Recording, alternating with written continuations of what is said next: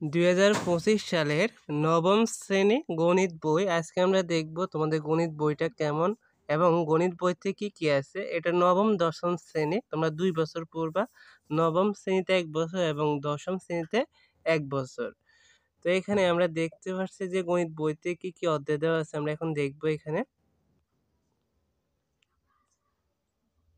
এই যে তোমাদের এখানে সূচিপত্র, এখানে অধ্যায়গুলো দেওয়া আছে, শিরোনাম, পৃষ্ঠা নাম্বার দেওয়া আছে।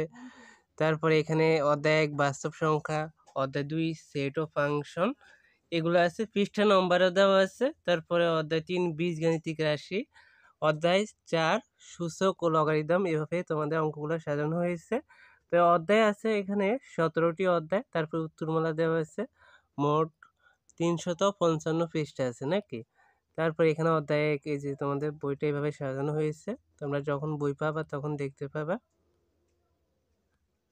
এই যে আমরা যদি দেখাই তোমাদের এখানে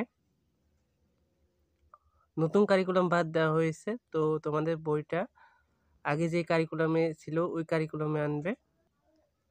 তারপরে আমরা দেখতে পাচ্ছি এখানে এই যে অনুশীলনী দেখবো, আমরা অনুশীলনী দেখতে পাবো।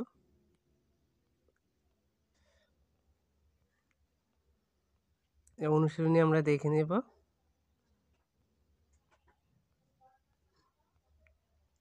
এখানে উদাহরণের অঙ্কগুলো দেওয়া আছে, অনেকগুলো অঙ্ক আছে। অধ্যায় 1, এখান থেকে বেশি কোশ্চেন হয় না পরীক্ষায়, তবুও দিয়েছে তারা। আমরা অনুশীলনী দেখবো। হ্যাঁ, অনুশীলনী আগের মতো যে খালি ঘর ওইগুলা নেই,